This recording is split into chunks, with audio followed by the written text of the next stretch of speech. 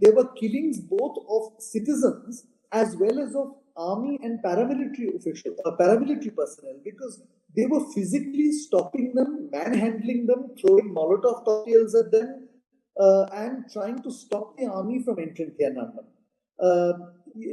Our flat was on top of the main avenue of Eternal Peace, and we have seen an incident where an armored personal carrier was surrounded by the public. The hatch was open, Right. and the soldiers were taken out and beaten. Now, no army in the world, whether it's a democracy or a dictatorship, would tolerate this situation. And this was repeated in multiple places around the city. Hello and welcome to Strat News Global. I am Nitin Gokhale, and with me is a special guest today, Ambassador Vijay Gokhale, who was India's Foreign Secretary till January 2020. But he is here not to speak about his tenure as Foreign Secretary, but something more distant, and that is exactly 31 years ago. On 4th of June, as we all are aware, there was a Tiananmen Square episode or incident, a massacre if you want to call it, in Beijing in 1989.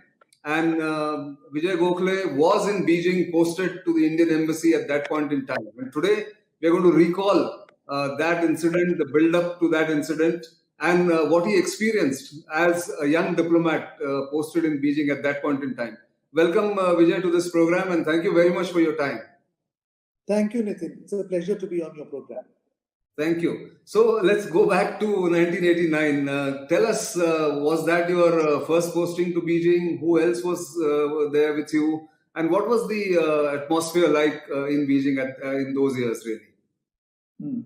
Well, it was my first posting to China, because at that time Hong Kong was still under British rule. And although I had studied the Chinese language in Hong Kong, I had no occasion to visit mainland China, as we used to call it, until March of 1988, when I was posted there. For us, of course, as young diplomats, it was a very exciting time because China was going through a period of modernization and opening up, and we had heard a lot of stories about China when we were in university. And so it was a very nice experience to be there. We were very fortunate in having a remarkable collection of people in the embassy. Of course, our ambassador was C.V. Ranganathan. And our joint secretary in Delhi looking after East Asia was Vijay Nambiar. And both of them had served in China during the Cultural Revolution. So they understood the mass campaigns and movements that had taken place. And then, of course, at the deputy ambassador level, you had Shiv Shankar Menon, who had also been very often in the square. Our sources, at least those that all of us in the Indian embassy were talking to, were more often the Chinese media than the students or the Western media. Right. The Western media, on the other hand, they tended to rely on the students. Yeah, you got the correct picture. Even Jaydev mentioned that they used to go to the barricades, you were there at night, you all were there till late night, get the correct picture from there. But then, how did the attitude of the state harden gradually? And then what is the final sort of conclusion on the 4th of June when the massacre happened? Do you have a recollection of that? What happened between May to 4th June? So essentially, on the 20th of May, once martial law was declared, there was a sort of interregnum for 2 weeks until the 3rd of June, when very little action actually took place on the ground. Many of the army units had moved in, but were essentially stationary and had been surrounded by groups of citizens who were trying to explain to them that the students' grievances and the movement was legitimate and no hard action, no military action should be taken against them. Now, given this interregnum, the Western media put forward all kinds of theories, including the fact that the General Secretary Chao Ziyang had returned after being deposed. There were theories about Deng being ill and in hospital. There was another theory about army units of the PLA refusing to act, and in fact, some possibility of clashes between PLA units. But as we, of course, now know, none of this was true. Essentially, what Deng Xiaoping was doing was tying up all the loose ends before he actually took action. So effectively, what he did was he brought the Chinese media under control by stationing PLA units inside the media organizations and ensuring that they adhered to the party line. He stopped movement within China between the provinces and the capital so that the trains and the buses were brought under control so no students could move to and fro, and therefore he cut links between the student movement in Beijing and students elsewhere.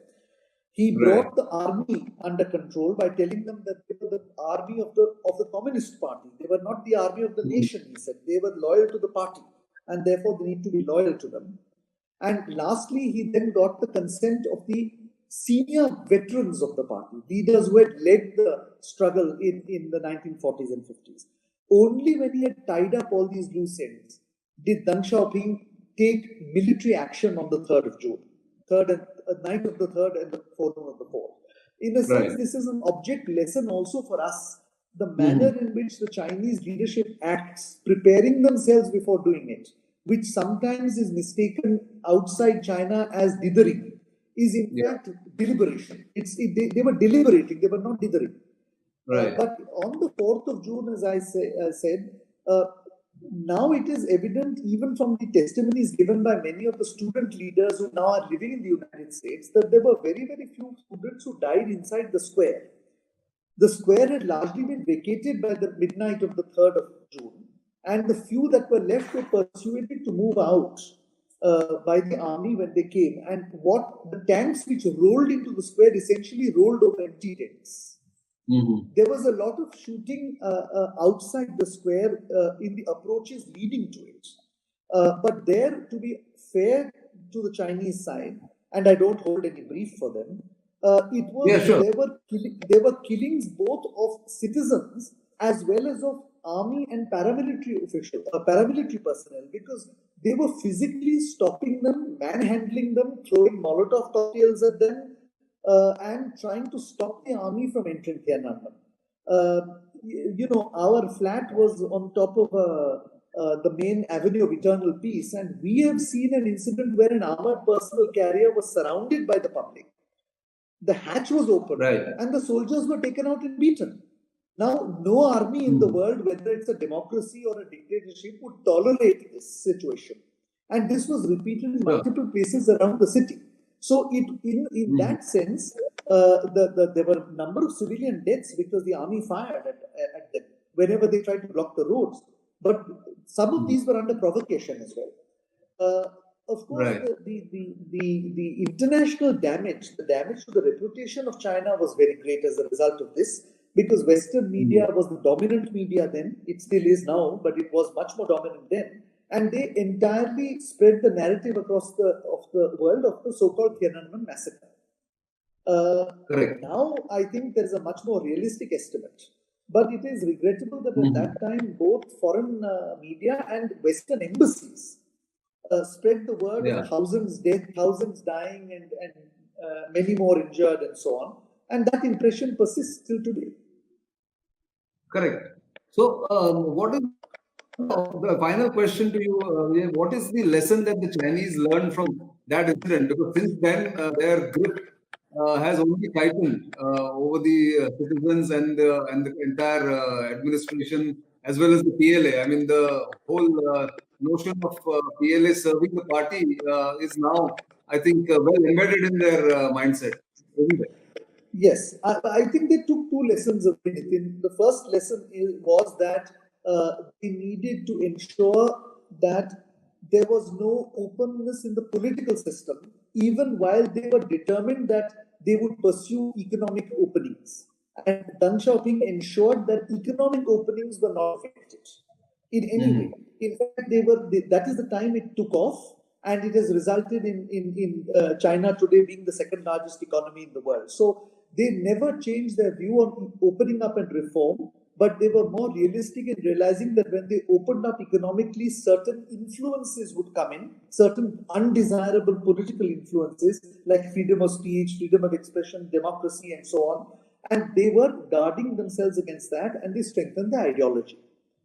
The second lesson that they drew, and it persists till today, is that the West, and in particular the United States, was determined to effect a regime change by some means or the other. That impression persists till today. A belief that they would use any means possible, including through inducement of westernization and Western thought, to bring down the communist regime. So that is another, and that view was strengthened because within 6 months of Tiananmen, the Soviet Union collapsed. Berlin Wall came down. So they have studied that subject to the death, and they have drawn the very firm conclusion that the West is determined to stop the Communist Party's further march to power, and they are determined to preserve the communist supremacy in China at all cost. These were the two big lessons they took away from Tiananmen. Yes, indeed, and it persists even today, and we know the kind of powerful country that it has become, both militarily and economically. But thank you very much for these recollections and these memories that you've carried from there, and very many lessons about people studying China. That a lot of people tend to misread China, but you have given us a kind of a insight into how not to mislead China. And for that, I think our viewers will be very grateful. But thanks for your time, and it was lovely chatting with you. Viewers, don't forget to like us on our social media platforms, and of course, keep sending feedback. But until the next time, it's goodbye and good luck. Thank you. The international damage, the damage to the reputation of China was very great as a result of this, because Western media was the dominant media then. It still is now, but it was much more dominant then. And they entirely spread the narrative across the world of the so-called Tiananmen massacre. Now, I think there is a much more realistic estimate. But it is regrettable that at that time, both foreign media and Western embassies spread the word of thousands dead, thousands dying, and many more injured, and so on. And that impression persists till today.